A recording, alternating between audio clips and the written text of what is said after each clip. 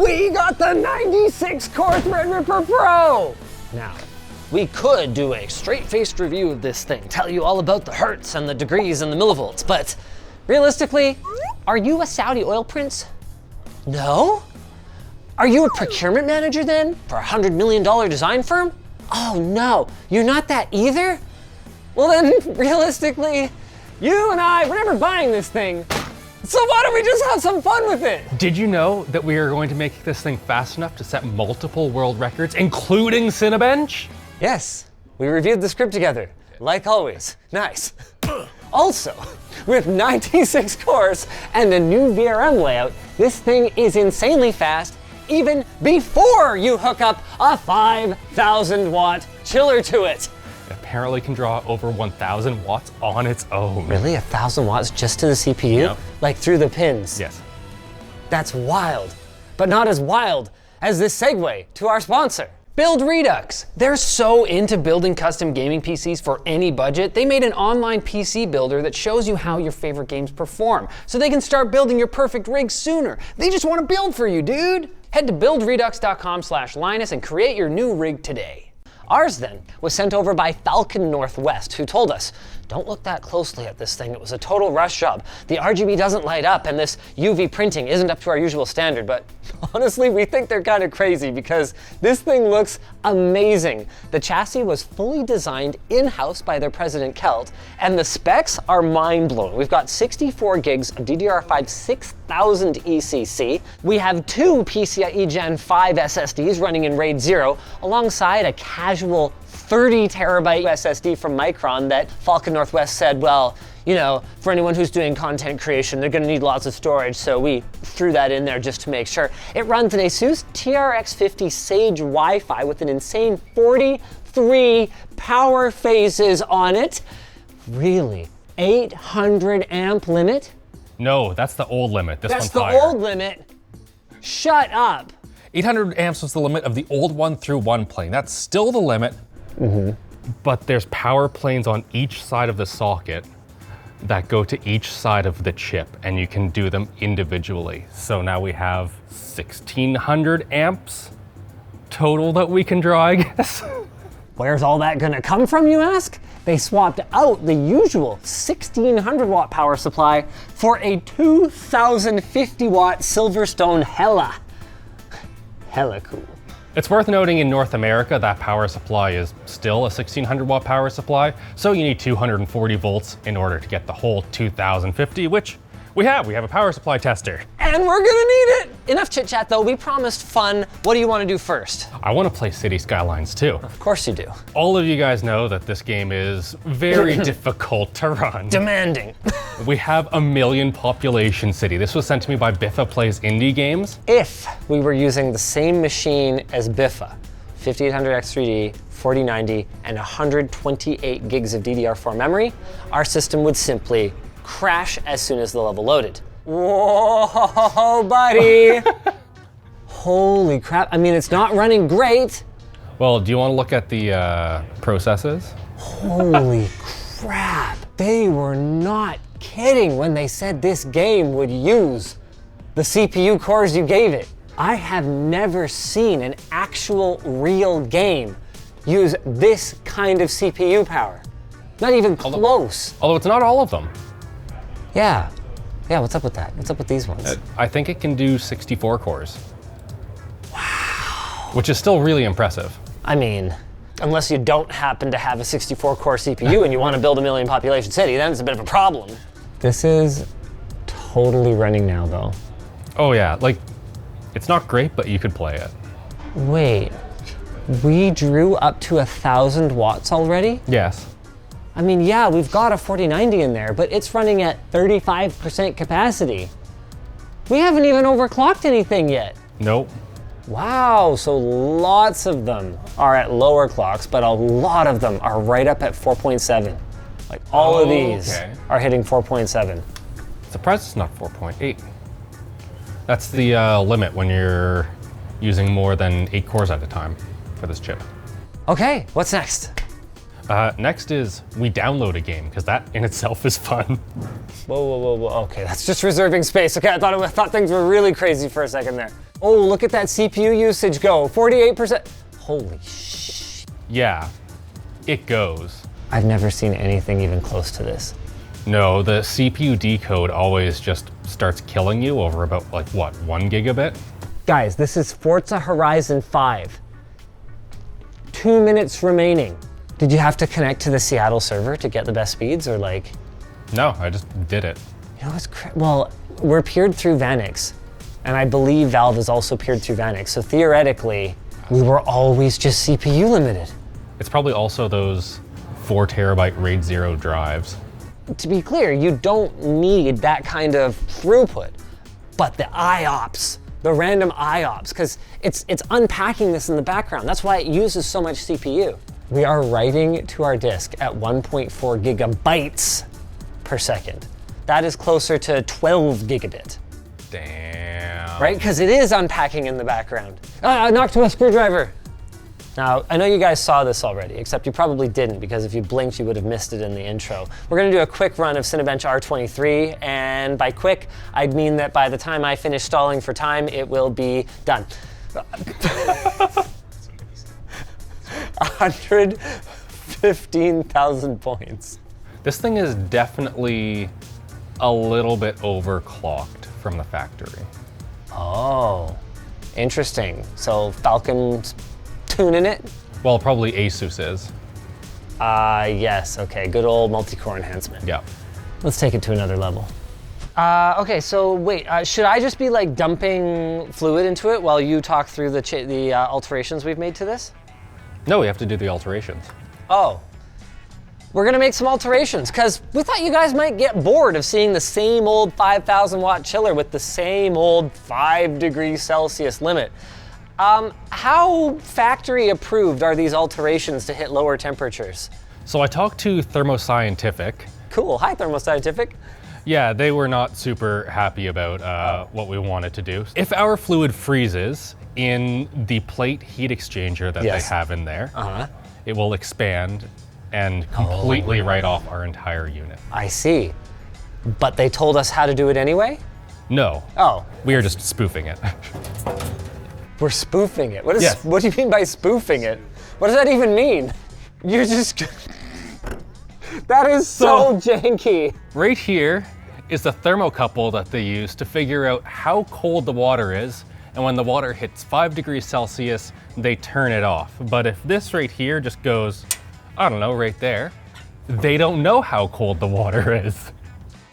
Speaking of which, it can't be water, because if it was, then we would almost certainly blow up the plate heat exchanger. That's where this stuff comes in. Windshield deicer. We could use antifreeze, but from my experience working with chilled systems in the past, it tends to get a little bit viscous once you hit -20, -25. This stuff, by contrast, stays water-like in its viscosity down to almost its entire rated temperature range, which is down to -49 degrees Celsius. Now what then? I basically just pull this block, we put on a new block, we call it a day? Yeah, but it's a tiny bit more complicated than that. For the new Threadrippers, they want 135 pounds of force from the heatsink. Oh, that's basically like a small adult male standing on it. Yes, although it turns out it's actually not quite that much. These older ones should have about 96 pounds of force, which is enough. So we did go ahead when we thought we needed 135, made our own mount for this SP5 block. But now I kind of just want to use the old one because I don't think it should be fine. I mean, the worst thing that could happen is the system won't post, or one of our memory modules won't show up, and then we'll try again. Yeah, and with this guy, the worst thing that happens is we kill it. Oh my goodness. One thing we also can do right now is upgrade the RAM if we so feel like it. What is that? These are the 6400 mega transfer per second G-Skills. Oh, wow. They only put stickers on them? Really, G-Skill? I mean, I'd rather have high-speed RAM with a sticker than slower RAM with a big metal cooler on it. So sure, yeah, let's do it. Yeah. All right. There it is. Goodness gracious, that's a big heat spreader. goes all the way to the flippin' edge. Now, something you guys are probably wondering about if you've watched us use the chiller before is, guys, where's the precautions? Where's the sub-zero treatment for the motherboard? It's gonna die.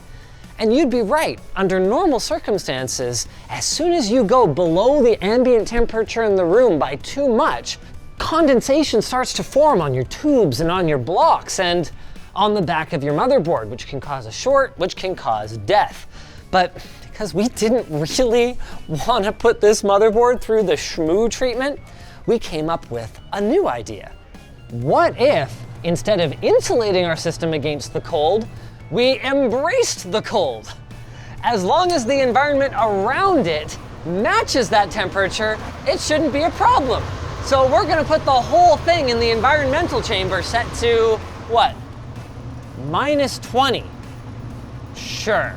Or -10 or 15, I don't know. I just picked that. As long as we don't go too low, because we did do that video a little while ago where we found out that certain components don't behave well below about -30, -40. Yeah. Yeah, it's a bad time.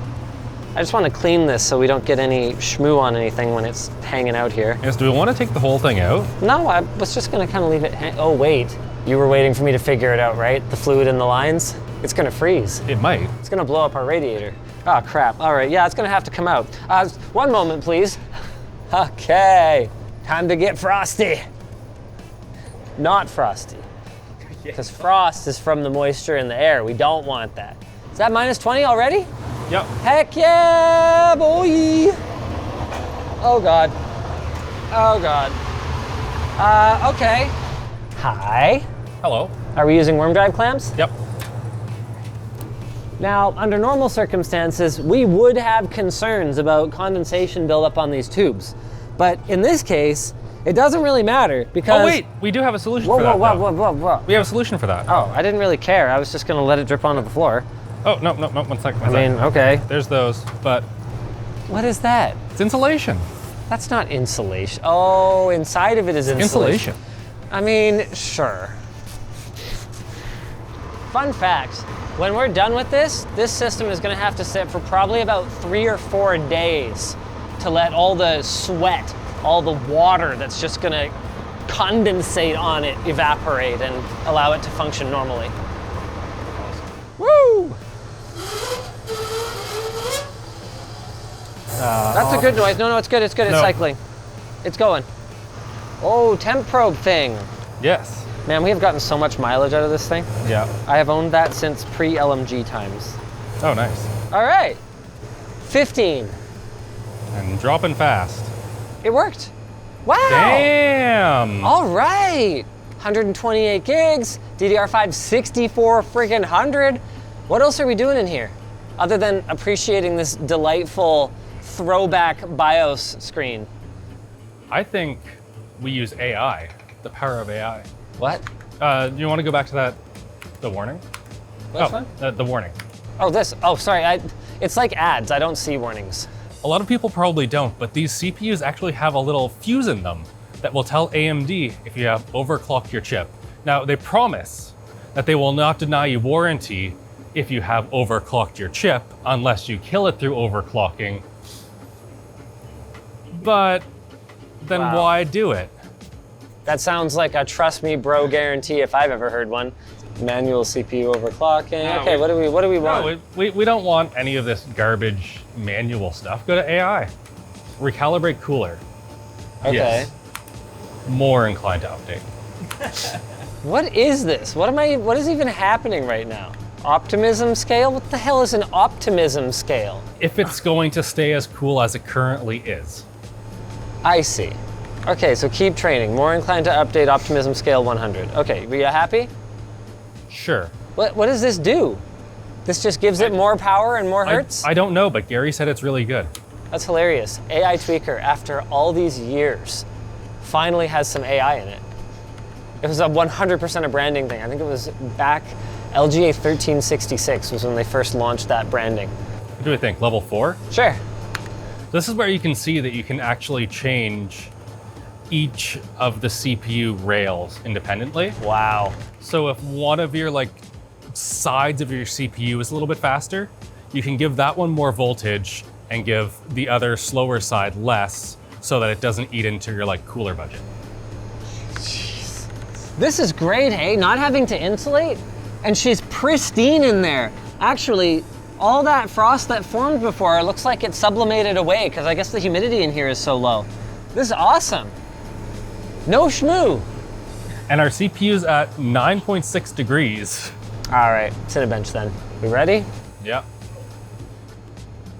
So this is doing nothing but telling the AI to be optimistic. Slower. Huh. Why is it slower? Good AI. What if we try again? Be more optimistic. Okay, so it's the same. All right, back to the BIOS. I see that after all of our dicking around with PBO and curve offsets and all of that, we've gone old school. Yep, we have very simple all-core ratio set, manual voltage on all of them. That is scary. 5.1 gigahertz all cores, there's no way that's gonna work. Oh, wait and see. Are you expecting this to actually work? Yeah. I said 1,000 watts, not 2,000 watts. Oh, we're gonna get close. To 1,000 or 2,000? We should have right now the fastest non-overclocked Threadripper. What do you mean non-overclocked? Or the fastest not LN2 Threadripper. The fastest one of these has ever gone is 168,000 in Cinebench. Wow, we weren't even close. Without LN2. For now, I changed the priority to high. 168,696. Oh. Wait, are we not there? I just want to see 169. 168,696. That is an exact match. Holy crap. Exactly to the point. Well, let's run it again. Yeah. Yes! We did it! 169. Nice. Nice. 1,400 watts through the socket. Those poor VRMs. I don't think anyone's going to try and replicate this, but before you do, there are a couple of other things we changed. So you played around with the curve optimizer. Curve optimizer. Which is what? I don't know. I mean, that's fair, but it's part of AMD's black magic that's part of PBO, and essentially is kind of like undervolting under load, but not V-droop. Yeah, something like that. Okay, perfect, thank you, that's very helpful. Okay. Also turned up load line calibration to 5, and then there was one other thing that you did. Slew rate, pumped that up. All right, we gave it the old slew rate, Yeah. sweep the leg, boom, go faster. Otherwise, we'll get you. Yeah. So Thanks. We're here now. Yes. 5.2? What? Let's go to 5.2, but we'll have to change the B port. Up or down? Up. Oh, good. I mean, we peaked at More. 30 degrees last time. Yeah, we have way more. Yeah. We'll get way more until we blow it up. What? No. Why is everyone but me wanting to kill this $10,000 chip? No, the chip will probably be fine. I think it would be the motherboard that would poop itself. But that's fine. We have Asus contacts. Do they even still like you? No, but They like me. yeah, they like Alex. So. Here we go.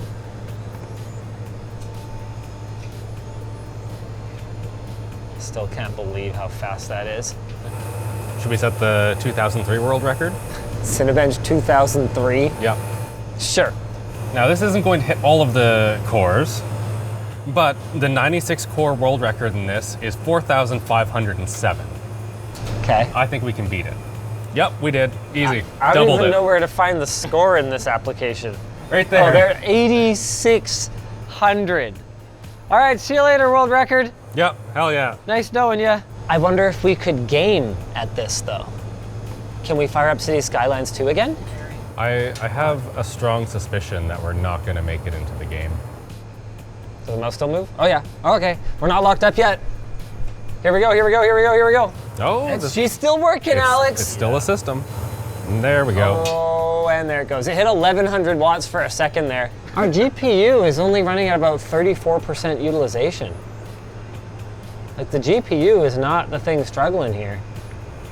I think the game engine is what's struggling. This does seem smoother than before. He said right as it completely crapped itself. Whew. Oh, my hands. There we go. Oh, my. Look at this cable. My hands, my poor hands. But no danger to it as long as it's in there. Isn't that awesome? Threadripper Pro then. Practical for the average consumer? Absolutely not. It's gonna be a lot of years. I mean, looking at how City Skylines 2 can't even use all these cores before we see any kind of consumer workload that can take advantage of this kind of muscle. But is it cool? Yeah. Whether you're a business that can take advantage of all of that grunt, or you're just the kind of person who likes seeing things go really fast. You know, what would happen if we took AMD's EPYC server processors and just completely let them off the leash? It's freaking mind-blowing. Like this mind-blowing segue to our sponsor.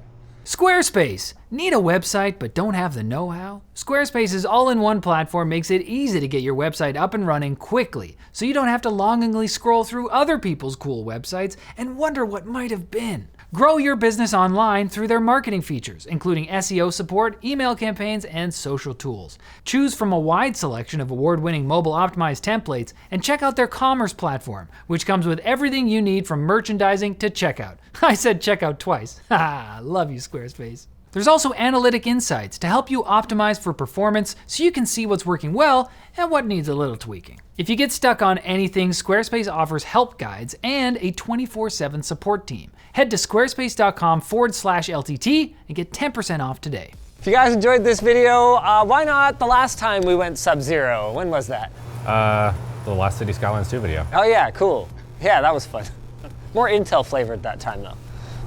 They kind of need it more.